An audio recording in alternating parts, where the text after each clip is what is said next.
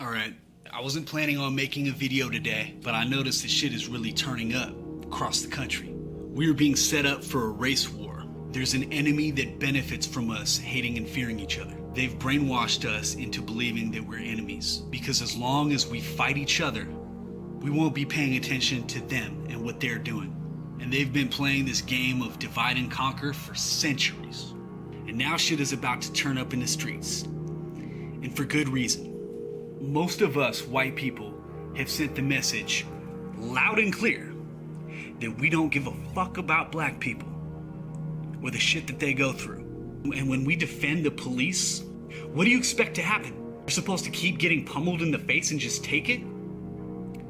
Black men and women are supposed to just be brutalized and terrorized and they're not supposed to do anything about it? We got all this talk about stand your ground, but at what point are they allowed to stand their ground? At what point are black people allowed to stand their ground? And unless us as white people start correcting our own behavior and each other's behavior, it's gonna get worse. So any white person who claims to care about black people should be angry. Especially if you have black friends. If you were a true friend, you would already be angry about this shit.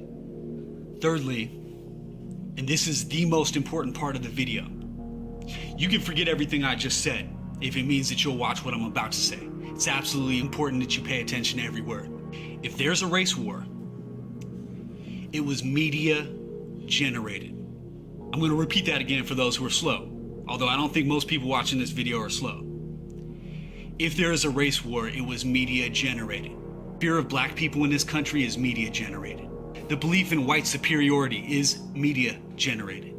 The belief in black inferiority, totally media generated. The media is completely controlled. The people who control the media know exactly how to manipulate us into doing whatever it is that they want us to do. They've studied how to engineer our thoughts and beliefs by exposing us to the sounds and the images that they want us to be exposed to, that they choose for us to be exposed to. They know how to use certain words that will trigger a predictable emotional response in our brains. They know how to generate the emotion of anger. They know how to generate the emotion of fear. And they know how to systematically program us to have no or very little compassion for our fellow human beings. And they rub that lack of compassion in the faces of those who we would have cared about if we hadn't been programmed not to. While we are going to continue to see images of people fighting in the streets, it's important to recognize that this war that's being waged, it's not a physical war. It's a psychological war. If you can control someone's mind, you can control their body by extension. If you can control what someone sees, you can also control what they think. And if you can control what they think, you can also control what they do. And these people are so good at it that they can have you thinking that you're doing your own will when you're actually doing exactly what they want you to do.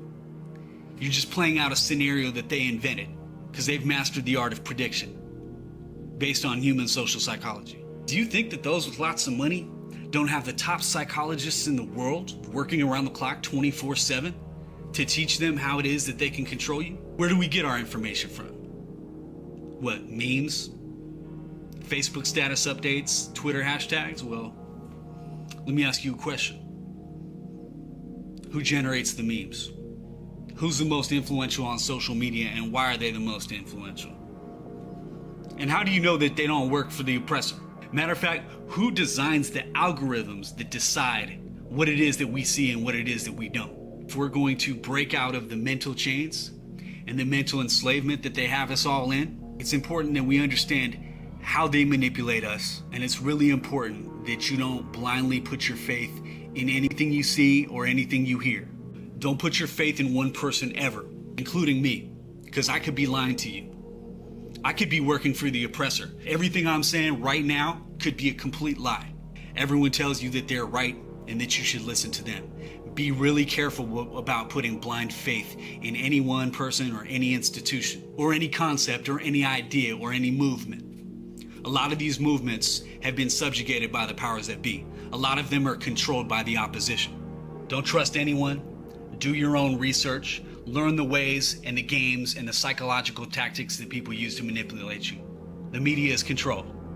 And to my youngsters on the streets, I'm not going to tell you not to smash on the oppressor, Most white people will tell you to calm down, but I'm not most white people. Just when you're out there, keep in mind one thing. The enemy doesn't care about you.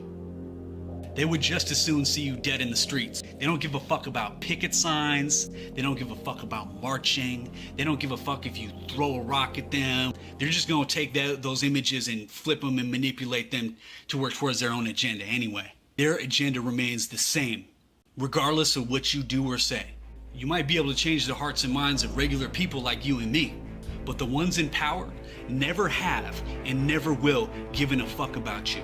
And the sooner you realize that, the better equipped you'll be to fight in this war against white supremacy and this war that they're waging against humanity. So if you're smart, which I know you are, use your intelligence.